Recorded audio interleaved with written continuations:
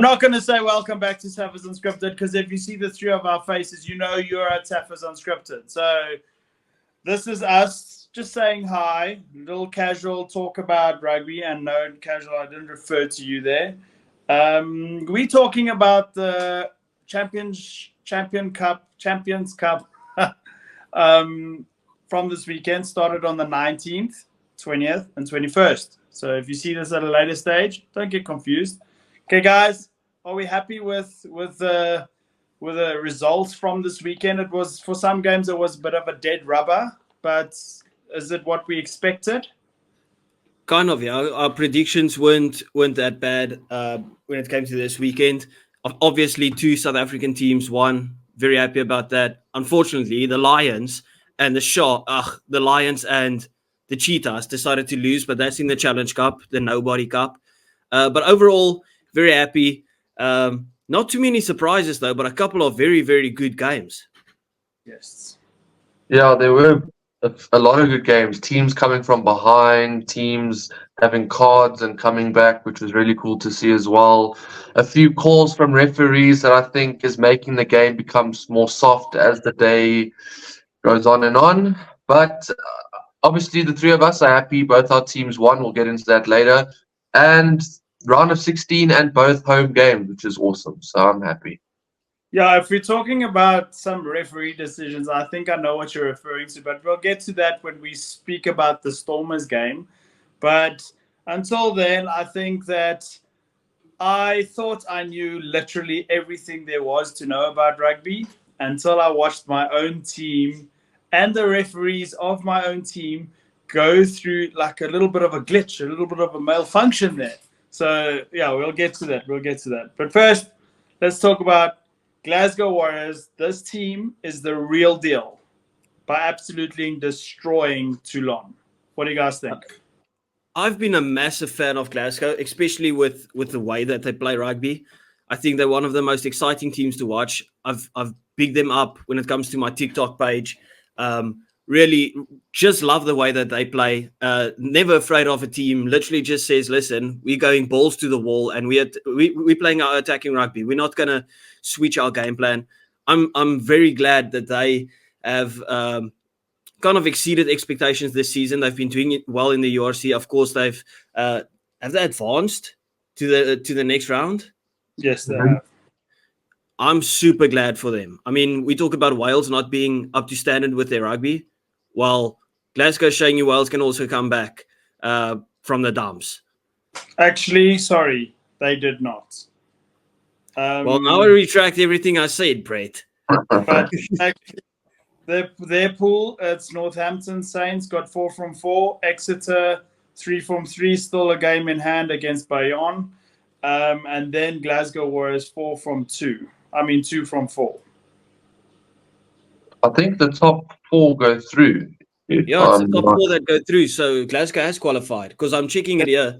It's Bayonne, the only one that hasn't got a Q next to its name because, I don't know. Maybe this is just a glitch on here, but I'm just saying what I see. They look like they qualified. So my statement stays. Okay, revenue game. Yeah, I mean, we go off the facts. If they're not through, then they're not great. If they're through, then damn, great job, guys. They're on 10 points, and the only team still to play is Bayonne versus Northampton. Versus Exeter. I just refreshed, and it showed that they have qualified. So okay, good. As you were. Yeah, good job, Glasgow. Obviously, great team from Scotland. Obviously, the best team in Scotland at the moment. And yeah, super cool for them. And it's just great to see. Nothing much more to it. Am I the most stupid guy in this world? I spoke about them like the Wales. That's embarrassing. That is absolutely embarrassing. It's not. At least the front part of your name is extremely relevant to the state of your. I want to crawl into the ground. I just want to die at the moment. I spoke about them as Wales and completely forgot they're Scottish. Oh my goodness. But it's well, it doesn't take away the fact that I absolutely love Glasgow and the way that they play. Okay, so we'll just keep it at that. Okay, before we give this ammo to casual to edit out his brain misfunction. We're going to move on to the next game, Connacht versus Bristol. Guys, I'm very disappointed at this Bristol side because they are terrible. What's our thoughts? Brevan, you go for it first. So Connacht obviously doing what I thought they would do. I think all three of us said Connacht would take this one, and they did exactly that. We saw how Bristol was so poor against the Bulls, and Connacht just capitalized on that again with their poor form and absolutely battered them again. So it's not a surprise, but like you said, it's shocking to see because Bristol were going through a form where they were actually looking all right, and it's just dipped, and they just don't look very good at the moment. I mean, it's just a shame that Connacht isn't on the form that they were on last season, because they should have gone through in this pool. Like they shouldn't have lost that game against Lyon. You can't have a 18-point lead against Saracens and then lose that game as well. And they beat Bristol now, but they should have already had their spot secured. We know how good Connacht is. They are way better than some of the teams in this pool. It's just a shame that it's very up and down for them at the moment. Like a couple of weeks ago, we said finally they're looking good again. Same with Ulster, but then the week after they just go and lose against Lyon, which just isn't good enough. But at least they'll be in the Challenge Cup, and we'll probably speak at the end about the teams joining the Challenge Cup now. But that could be exciting viewing as well. Yeah, this is pool 1, and that's been the pool that every team in that pool has lost the game. It's the only pool that has not got a 100% win rate from somebody. And that game was actually a dead rubber. Bristol and Connacht, both of them finishing bottom and second from bottom, respectively. That game was a bit of a dead rubber, and we're spending too much time on it. So let's talk about that man there wearing that thing that he's wearing. His Bulls jersey. So this game, I haven't been more frustrated about a team as I was about the Bulls. Like, they scored their 4 tries and then they stopped playing rugby. Oh my word. Brevan, take us away. Yeah, so basically that is, if there are kids watching, don't be like the Bulls there. Don't get complacent because sometimes it can bite you in the ass. And yeah, it nearly happened. But that's simply what happened. The Bulls got the point, the 1 point they needed to qualify. And whether it was a win or loss after that, it didn't matter. So they got very complacent. It's good to get the win. But what maybe they didn't realize is if the Bulls had thumped Union and not let them get any bonus point by letting them score 4 tries and not letting them within 7, we could have been level on points with Bordeaux and probably even gone through on top. Which is, we could have literally finished top, which is so important in the Champions Cup. So that could come back to bite us, but happy with the win, but can't get complacent like that. I mean, yeah, obviously happy with the win. It's a big win. It's not that Union Bordeaux sent their weakest team. They had a couple of changes, but I mean, still, there was no defense in this game. Like, we as South Africans pride ourselves on defense and not conceding points. That game had about 90 points in it. It was an absolute joke. Now, of course, there was some lovely running rugby. I think, who's that 13? Stedman Gans was absolutely on fire. I think Sebastian de Klerk had a very, very good game on the wing. Of course, Willie Leroux with his assists. So the Bulls can be proud from an attacking point of view. But soft tries, very soft tries, especially at the end, where it's just like, the ball's in no man's land. They pick it up, Bordeaux, and then just run straight through. It was shocking defensive work at the end, but very impressive still from the Bulls. I mean, Bordeaux is no walk in the park this season. I think they're top of the top 14 as well, so all round about the top. So very good victory, and that's a very good confidence booster for the Bulls. Yeah, like I said, good Lawrence and Moody as well. Oh, Marky van Staden, yeah, it's pretty good, but. At the end of the day, you just have to take it now. Like I said, the Bulls will get onto the Stormers just now, but the Bulls have their home round of 16, which is great. And obviously, we need to capitalize on that because if we get through that, then obviously we know the later stages can't be played in South Africa. It has to be played overseas. And I know the Bulls, Jake White picked Bristol's home ground as their home ground if they do make it to the quarterfinal, semi-final type thing. So that'll be cool to see. But great from the Bulls just to get the job done for sure. Yo, tell us you're a Bulls fan without telling us you're a Bulls fan. Um, that was quite an in-depth analysis there. Thank you, sir, Mr. Jake White's understudy. I was going to Thank you. say that we spoke before the game about how it's very difficult to win at Loftus, and it was quite funny for me to see that at every water break, everyone from Bordeaux ran on with an umbrella to cover those. And I was thinking to myself, let them cook, man. They need to get used to the sun. And now you're covering them up, sitting in the shade, getting a bit laxy-daisy. But anyway, enough about the Bulls. If you've made it this far into the episode, please remember to like and subscribe if you haven't already. And thank you all to our trusted and loyal fans. Well, we're not fans. We are friends.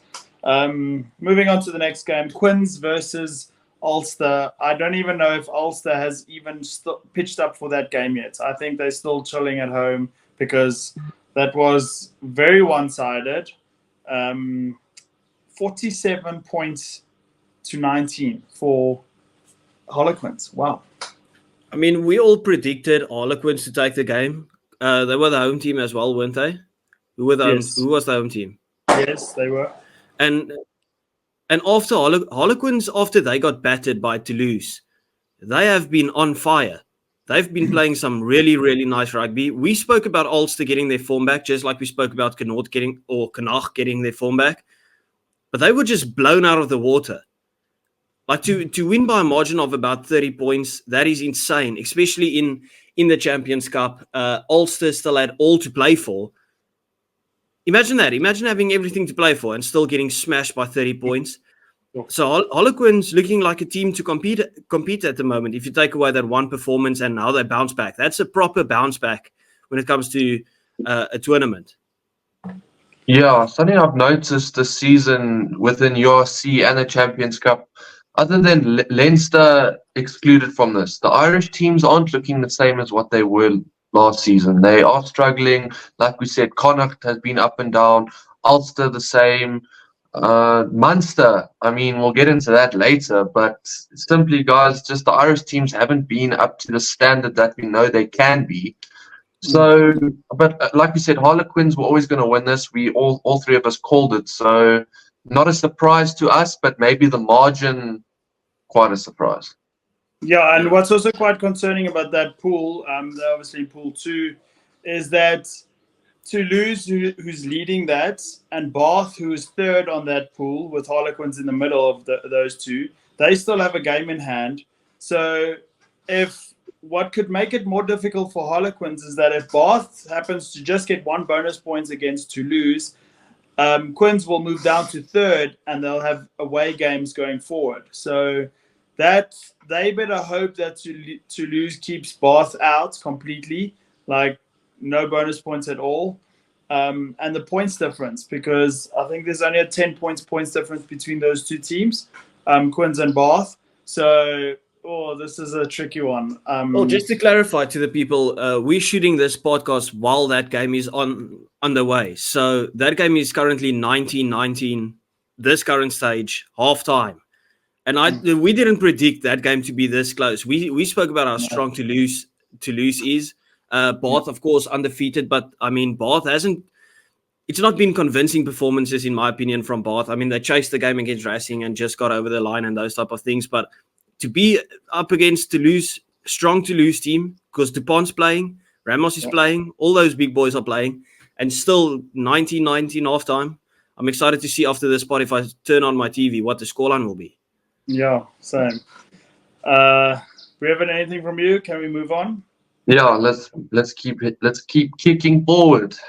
And Sia Kulisi's finally won his second game at Racing 92. They obviously getting they gave Cardiff a bit of a hiding. But that was expected, to be honest. But yeah, Sia Kulisi should be happy that he's actually made this big move and he's winning games for a change. Yeah, I mean, I can't add too much to it. I didn't watch the game. I mean, it's two nobody teams playing against each other. We don't know them as Racing 92. We know them as Siya Kolisi's team because it's the only person they post on social media, and that fraud Henry Arundel on the wing. So, yeah, I mean, expected that they beat Cardiff. Cardiff is just a fun team to watch, but you don't expect them to win any big games. So, And what's Yeah. weird for me, sorry, Brevin, what's weird for me about that pool is that Racing 92 is going through after only winning one game. They won Wow. from 4. That just shows that Ulster and Cardiff have been absolute dog shit, but they have obviously Toulouse, Harlequins, and Bath ahead of them. And then Racing 92 on one win, and they're through to the top 16. Yeah, no, they better go and say thank you to whichever prophet they believe in because one win and you managed to get through. but I what they think, did well, Racing, is when they lost, they didn't lose too far because they got 3 bonus points, or they scored a bunch of tries to kind of stay in the points race. So both Ulster and Racing both only won one game, yet the one ends on 8 points and the other one ends on 5 points. So Yeah. well done to Racing in that regard. Yeah, I agree. Okay, moving on. Siya Kolisi, please be better where you are. Now the Leicester and the Leinsters of the world. We just spoke about how Leinster hasn't been up to scratch, but they actually, well, how the Irish side haven't been up to scratch, but just shows how poor the English sides are doing because Leicester Tigers were pretty dismal, if you ask me. yeah, no, I admittedly said Leicester would win this. I thought that they would come out a lot better than what they did. I just thought Leicester would have a bit of an edge playing at home. You know, they have world champions in their side. I thought, they could make something happen. But Leinster just showing that the English sides are just not on the level of the URC sides. And I think that's just a fact at this point. Yeah. Yeah, I was going to pose the question to you guys when we spoke about how the Irish teams are struggling. When you look at Munster, Connaught, and Ulster, and then I realized there's almost no Irish players in that team. All the Irish players play for Leinster. So I was going to ask do you think that will go into the Six Nations? But I kind of retracted that after I heard Leinster or remembered Leinster's also Irish. Me and my geography today has been absolutely shocking. It's been shameful. But yeah, Leinster, the weird thing is like they're always the favourites for every tournament they play in. And yet they're still not going to win a trophy this season. I guarantee this. They're not winning a trophy this season. Yeah, they're going to go through to the top 16 without facing the Stormers. But in all fairness, that was the pool of death that they participated in. And the Tigers did make it through on nail scraping just, but they are through to the top 16. So pool of death is decided. And obviously Sale and Stade Francais are going home. But yeah, happiness. Okay. Man. Now, Northampton. Oh my goodness. Munster. That was a game. Beautiful game. Yes. Beautiful game. Brevin, once again, we got a comeback. So Northampton likes a comeback. Look, Saints are a good side. This is the one English side I'll give credit to. They are performing in the Prem. They are performing in the Champions Cup. But this is also the game where, obviously, in the Stormers, there was a bit of a icky-bicky with the referee. But here as well, there was an incident where a Northampton, even though they've pulled it off, a Saints player goes ahead and cleans a ruck, knee to the head, doesn't look all that intentional, knee to the head, and Simple just straight red, and said, off you go. And I'm like, is this really where rugby is getting to? The guy cleaned the ruck, your head happens to be at the bottom of the ruck. Sorry for that. This is rugby. And red card. But Saints I totally disagree with you. I know for a fact. Now I don't think like it's a hard thing that he did or a tough thing, whatever. He knew exactly what he was doing. That ruck was cleaned, and you can see he pulls that knee through. Listen, we're not dumb people. You can see when there's some intention in it. He tried to be a bit dirty with it and get away with it. Now, I don't think it's a red because it's not that hard. If Okay, it's intentional, it's most definitely a red. If you yeah, are, that's. it's I definitely mean, shout intentional. out to That's the one Drickus thing. for bringing a world title back to South Africa. But if that's intentional, that's some Drickus ass, knee to the head, You know bringing when home someone some world tries to title be a stuff. bit Bucky's Bota, they just try and be a bit filthy with it, like Bucky's digging someone's head into the ground or headbutting their head into the ground. I just thought he tried to be a bit naughty with it. No malicious intent to give the guy a flying knee, but he definitely knew what he was doing there, trying to rough him up a bit. So It sounds because like it was you intentional head agree. contact, red card. It sounds like you're agreeing and also disagreeing. Yeah, obviously the rules will say it's a card, but at the end of the day, Northampton Saints said screw you and your red card, and they went and won from a. Yeah, So I fair think play to them. so. This is where I actually agree a bit with Brevin, and I think that yes, it might have been a fraction like on purpose, but also I didn't think he wanted to knee the oak against the head, and I think that was karma that Northampton came back and beat Munster. Anyway, so Well, the that thing is, also like on damage, it's not a red card at all. Okay, because there was no damage really done, was there? But then so just the intent makes it a red so, card. so everyone, casual bias watched the fight this morning of Drickus du Plessis and Sean Strickland, and the commentators were talking so much about damage that it's now imprinted in casual bias's brain that if you play rugby and you don't see a Oak's nose hanging by the side of his face, then it doesn't count. Okay. Exactly. There If you has to throw be visual if you damage, throw bro. a punch, right? If you throw a punch in MMA or whatever and it misses, it doesn't count as a significant strike. Or if the guy blocks it, it doesn't count. So Yeah. if there's no real damage done, so what? Move on. Anyway, if you guys don't know already, we also on Spotify. So go look for us on Spotify if you want to drive in your car and listen to us yap on about how much we disagree with each other. But also, I'm going to talk as well. Munster is also a team that's scraping through by only having one win. Ridiculous. UFC champions, one win.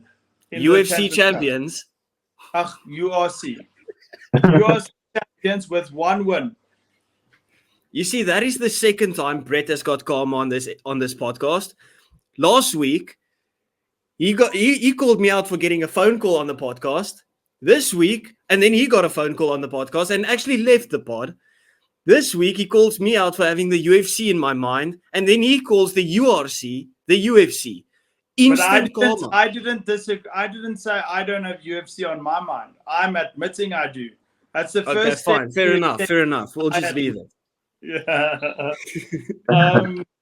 And then for me, the game of the weekend that made me question whether I actually have any rugby knowledge at all. And then I had to go and read through the rule book again, as I always do when people call me out on rules.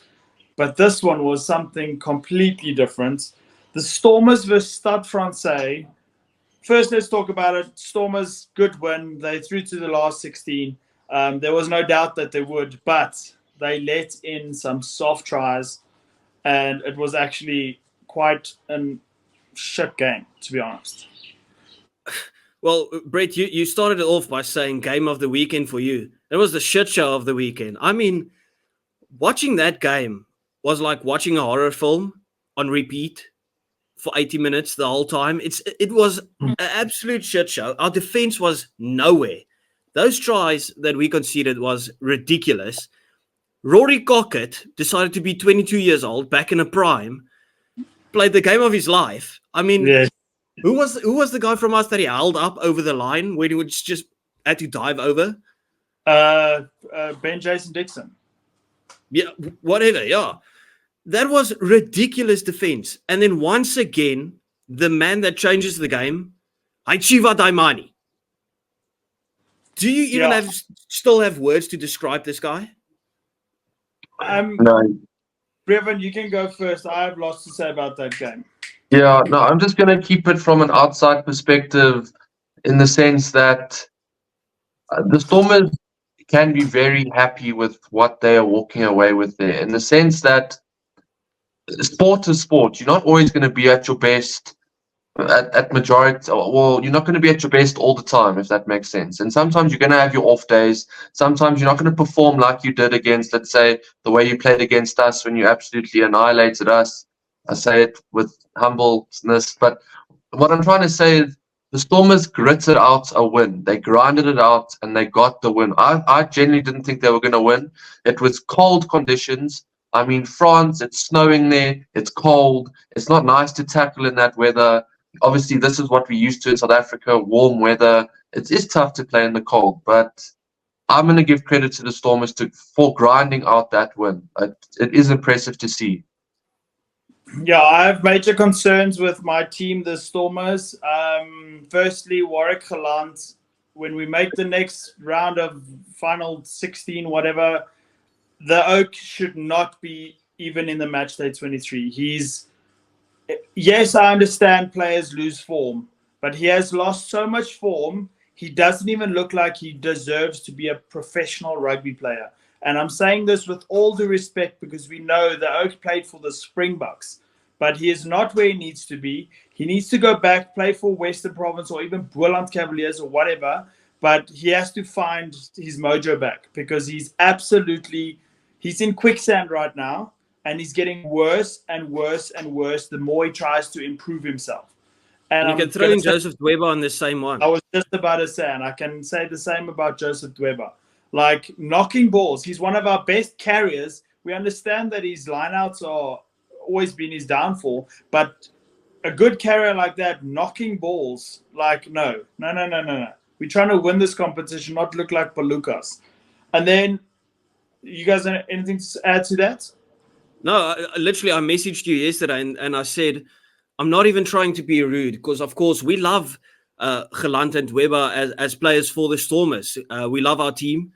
But where do you like pull the line and say, listen, you don't have any confidence? Because people want to say, listen, they're giving them game time to get back the confidence. Well, how about you take away their game time to tell them, listen, get your finger out of your ass and improve yourself to get back into this team. I don't believe in this thing for playing a guy more matches to give him confidence. That's not how you get confidence.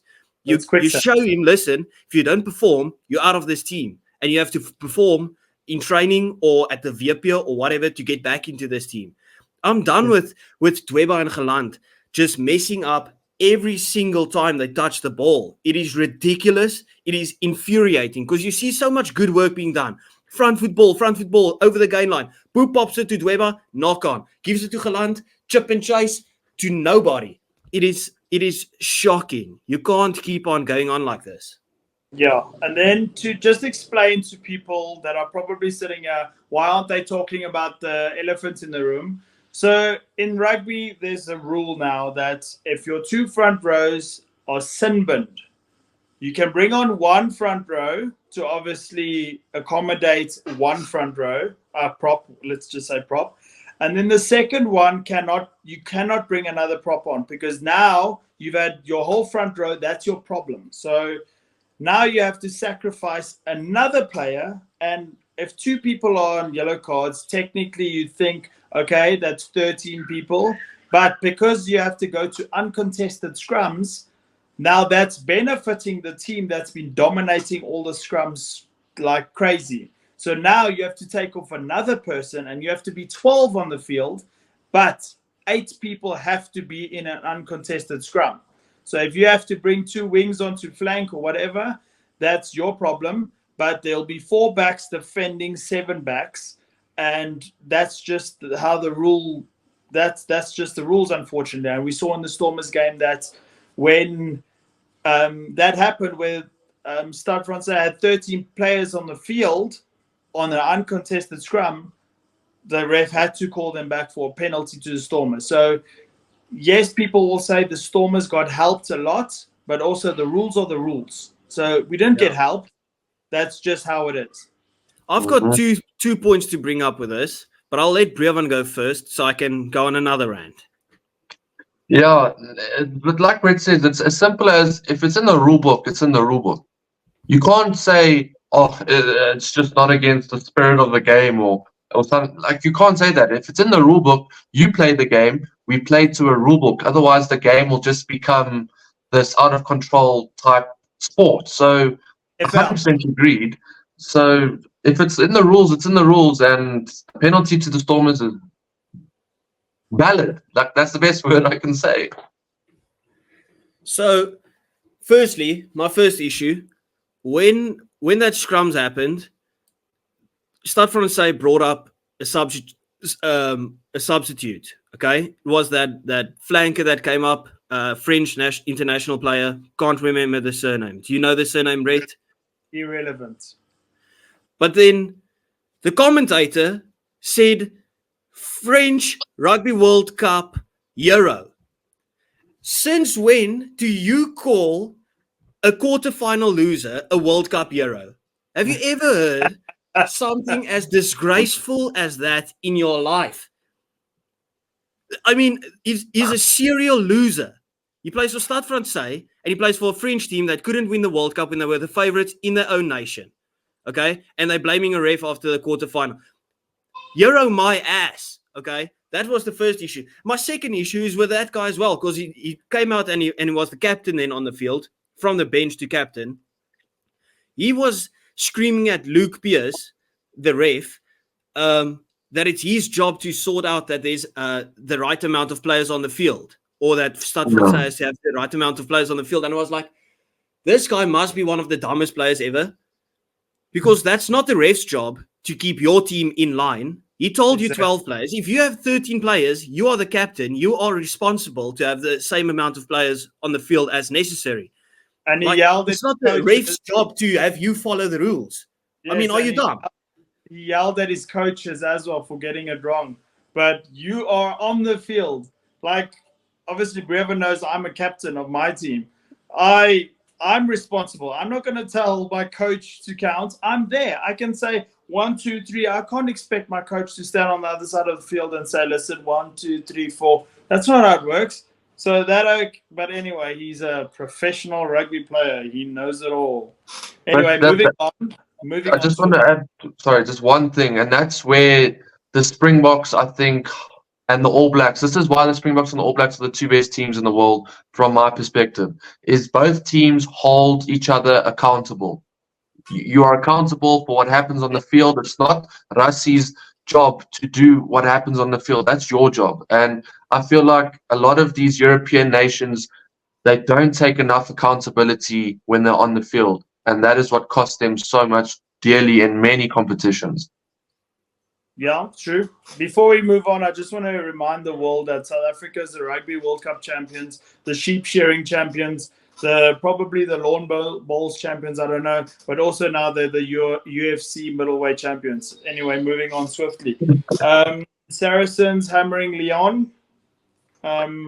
That's a game I have to take a step back because I did not watch that game. Well, Brett, you mentioned earlier in the podcast that the Bristol Bears and Connacht game was a dead rubber. It turned out not to be a dead rubber because Saracens were behind in this game and they were chasing the game. And if they lost this game, Connacht would have been through and Sarries would have been knocked out in the pool stages. But of course, Saracens, they somehow dragged it back, made it close in the second half, and then just steamrolled over Lyon. Lyon is in a fake, false position. They shouldn't have beaten the Bulls. The Bulls threw away that game. They lost against Saracens now. They should have lost against Connacht in that game where they played. So, Saracens, well done. As we said in last week's podcast, that they always just find a way to get through in these knockout tournaments. So, credit to them for that, I guess. I agree 100%. Nothing to add from my side on that game because, like Mr. Burns, I did not watch it either, but it was expected that Saracens would pull this out of the bag, and they did exactly that. Okay, and now last year's winners versus Casual Bias's girlfriend. I mean, the team supports. La Rochelle versus Sharks. I watched glimpses of that game because I was preoccupied, but I did see La Rochelle had glimpses of brilliant rugby, and then they had another glimpses of absolutely. It's as if their batteries just go flat and they forget what to do, and then they let Sale in a few easy tries. What do we think? I mean, that game was chaotic to say the least. The wind was so bad that you saw like guys kicking to touch, and it only goes about 10 meters because they're scared that the ball doesn't go into touch. You saw there was a penalty in front of the post, like 25 meters out. The guy didn't, George Ford didn't decide to take the points because he thought he's not going to make it 25 meters. Absolutely ridiculous. And the score line for the big lead that La Rochelle had did not reflect the game, in my opinion, at all. Because Sale got, I think it was 3 or 4 tries disallowed.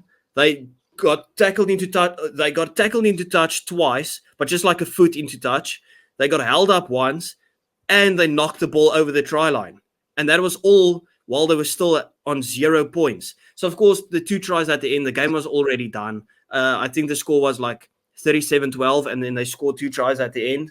Yes, exactly. But it was a good game of rugby, and La Rochelle is looking scary at the moment. As you said, Brett, they have patches, but when they look on fire, they look very, very scary at the moment. Because Sale was dominating at the start in that first 10 minutes, and yet La Rochelle managed to just get a charge down kick on Robert Dupree, who had a very good game, by the way. Charge down kick there, and somehow got points on the board without even having the ball. Yeah. Yeah, so like we always say, rugby can be a game of margins. If you don't take your opportunities, yes, it could be good defense as well, but you have to take your opportunities, and if you don't, you can be punished. And I think this is what happened here. Obviously, like you said, 2 late tries, consolation tries, but La Rochelle, obviously previous winners, we thought it would be another terrible defense. Who knows? They may go on and prove us wrong, but I don't think so, because like Mr. Burns says, they just are up and down, and an up and down game is not going to help you in a quarterfinal, semi-final, final type vibe. So, yeah, good on them, but got to lift up the effort levels a bit more. True story. Okay, moving on to the Toulon-Bath game that's currently on. 61 minutes played. The scores are still level at 19-all. Don't have anything to add to that because we're currently giving you guys the entertainment, so we can't get into that one. And then the game after that is Bayonne versus Exeter. It's a dead rubber game. Bayonne they're out already. Exeter's in already, so also another dead rubber game. Anything from you guys before I wrap this up? Well, I want to quickly, because we spoke about the Challenge Cup being interesting, right? And we spoke a couple of weeks ago, like Cheetahs could win it, Lions could possibly win it, Benetton is looking good.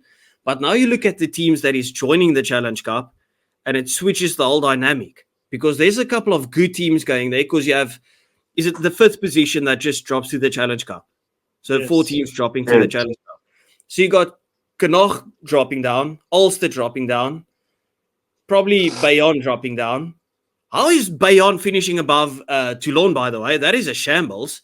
Yes. And then, of course, you've got Sale dropping down. So all of a sudden, it switches a bit.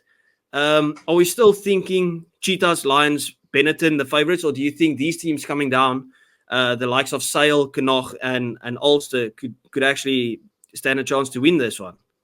No, so for me, after watching the Lions game today, I was actually disappointed at what I saw. So I'm now caught on the fence. So I don't know. Yeah, it was. Oh, I thought the Lions really had the one in the bag, and obviously, unfortunately, they didn't get the job done. Obviously, I think they'll still go quite far. I think they're a team that can go quite far. But teams dropping down, I think a Sale Sharks, a Connacht, those teams might be a bit too strong. They might just be a little bit too strong when it comes to those knockout games. So it's like I'm also on the fence. I actually don't know who's going to win the Challenge Cup. No, and the Sharks are playing a little bit later tonight, so we'll see how they go. But they're already through. They're top of their pool in any way. Surprisingly, after they lost to the Cheetahs, but they're still top of their pool. So yeah, everybody, thank you for watching. A little bit of a longer episode today, I hope you stayed until now because I can't get enough of my voice, and I'm pretty sure everybody that's listening to this feels the exact same way when Brevin starts talking. So thank you for all your love and support. We are here to stay. We will see you in the next episode. And let us know in the comments, who do you want on our podcast? Okay, bye.